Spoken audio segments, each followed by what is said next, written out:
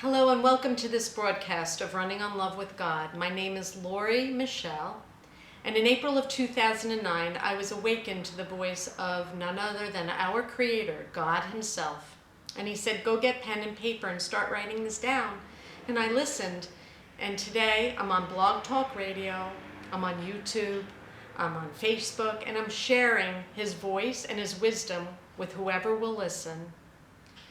Today I'm going to talk to you again about the United States presidential election. Last week I shared with you that Hashem has made it very clear that we are safer with Donald Trump as president. And that was the single most important issue as I decided last week to cast my vote for Donald Trump. I believe that both candidates leave a lot of room for improvement, to say the least. But I also want to share with you discussions that I've had with Hashem, God. And He says, Lori, this is a wake-up call. This is a microcosm of American society, and everybody is engaging in the same bad behavior. And before you point over there at that's disgusting and that's deplorable and that is wrong, you must meet and greet what you need to do to make this world a better place and make America great again, to use a phrase that you may not like. What made America great? Well, Donald Trump might argue that it was money and power, and those things are good. I'm not against money or power, but what really makes America great is freedom. Freedom and one nation under God, indivisible, with liberty and justice for all. And so it's the Pledge of Allegiance. And here we are, Americans fighting and calling each other names and saying that, how could you vote for him? You're a fool, or you're foolish, or you're a knuckle dragger, or you belong in a basket of deplorables. Very divisive, nasty language. So I'm calling on you to step up and reach higher and turn the light on. You're not that. You're not deplorable. You're not a name caller. There was a day and an age when I would turn on the television and I watched I Love Lucy, and there were twin beds. They wouldn't even show a full-size bed. The idea of showing that a man and woman would share a bed was inappropriate. But now the language and the filth is flying. And you might say, if you're a Clinton supporter, yeah, Lori, listen to Donald Trump. And I did, and I was revolted. And he needs to wake up and make restitution for that. He's disgusting. But I might remind you that Hillary Clinton is married to that. And I have been subjected to what Donald Trump says about women since I hit puberty. I have a blog that I wrote a while ago called I am divinity, I am not my parts. Something like that. I wrote a blog about it, but it started at puberty, and men, boys, prey upon girls. And whether they say this openly in public, they've all joked about it. They've been in locker rooms and they have said deplorable things, and I have been subjected to sexual harassment in my life. If you're a woman, you've been subjected to it too. But to be a woman who's going to be president and to remain married to someone who has done this to women over and over again while you're married to him is not presidential either. So I want to talk about safety first and why you are safer with Donald Trump. And last week I brought up the Iranian agreement signed by the Obama administration and defended and supported by Hillary Clinton. I want to show you some visuals. just as John Kerry came to this agreement, a verbal agreement, and then it was ratified later with Iran, they had a protest march. Millions of people protested in Iran, and it's called Al-Quds Day, and it happens every year since 1979, which was non-coincidentally the year that 52 Americans were taken hostage. I don't know if you're old enough to remember that, but I am. And they were held hostage for 444 days. And just last July, July of 2015, just days before John Kerry came to this agreement, they were on the streets, millions, burning American flags, and I'm showing it on YouTube. And here is a mock image of the Statue of Liberty with a Jewish star on its head instead of her crown, burning. And they were chanting, "Death to America and death to Israel." And yesterday I was on Facebook talking to a friend, and I said, yeah, they sent a plane load of money, 400 million, to Iran. And I was told, oh, you just found that out on right-wing media. It's all a lie. You're listening to propaganda. And I forwarded the news report on CNN, not right-wing. They did that, and they followed it up with another $1.5 billion, I believe.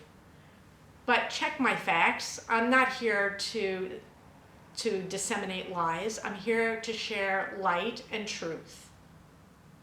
They also signed an agreement that I read will unfreeze $150 billion in assets, of Iranian assets. And I also read that the Obama administration admitted that some of that money will wind up in terrorists' hands. Not okay! No! So I said no, I'm not voting for her. I can't. Donald Trump says that he will rescind that agreement, and he's not for that, and he's going to be very tough on terrorism, and he's going to build a wall.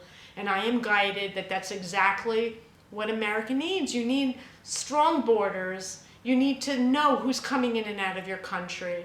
And no, I don't agree with bigotry or racism. I'm not that. And if you've been reading or following anything I'm putting out there, you know I'm not that. Anybody who knows me knows I run on love.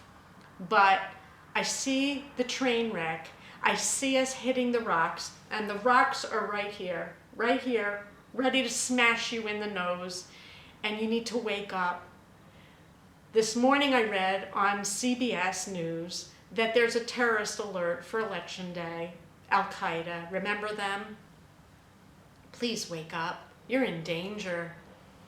Before I take calls and open the phone lines, I also want to talk about how we shouldn't participate in what we're seeing. I said last week, this is a microcosm of what we're seeing around the world. And when you participate in name calling and calling Clinton supporters idiots, or Clinton supporters calling people who vote for Donald Trump fools and idiots, you're participating in evil. How? You're being self-righteous. You're condemning someone for having a different opinion. And that's our birthright as Americans. We're a free society. And we have a right to vote for who we think is the right candidate. And we can debate it, and we can debate the issues. But name-calling has no place in our lives. What are you doing when you're name-calling and you're being derisive and self-righteous? You're choosing the same exact energy and the same evil that, when magnified and amplified, is terror itself. How so? Am I exaggerating? Not at all. Not at all. What is a terrorist? A terrorist is someone with an ideology and a belief system that's different from yours, and he or she says, you are Satan, you are evil, and they want to cut your head off, and they come at you with a knife, and they want to kill you, and they put your head on a pole, and they hand out candy and say, I just killed Satan. Am I exaggerating? Not at all. The seed of hatred starts with calling someone a bad name, saying that someone else who believes something other than what you believe in is less than you. Change your language. Uplift yourself. Choose him. He never talks like that. He never speaks derisively. He never orders me around and says, you will do this, and you are a cretin if you don't listen to me. Hashem doesn't speak like that. He says, Lori, this is my guidance. He will keep you safer. He's not perfect. She's not perfect. He's a better option. But he doesn't say, you must choose Donald Trump, Lori. You're an idiot if you don't vote for Donald Trump. He says, you choose, honey. It's your decision. You're a free child of God. And he says, here's some information for you to make a thoughtful decision. Look up Benghazi. Watch Hillary Clinton on YouTube as she testifies about Benghazi and see what you think of her. See if you can see how she thinks and how she feels about her position as Secretary of State. And see if you think that she's the right person to protect your children. And watch Donald Trump and listen to him and think about his intentions. And he points to examples of how he speaks and people at his rallies and why they're supporting him. Make your own decision. But don't call people names when they choose something other than what you believe is the right thing to choose. On Wednesday, we will need to come together as one people, one nation under God, indivisible, with liberty and justice for all. That's what we are. We're children of God. Whether you're atheist or agnostic or any of those other things that don't believe in God, you're a free person, and you're a good person, and you're an American, and you need to stand up for righteousness, not divisiveness. So if you would like to, on YouTube, listen to the entire broadcast, please do on Blog Talk Radio. And now I will open the phone lines and have an important discussion on who should be the next president of the United States of America. God bless you, and may everybody be safe.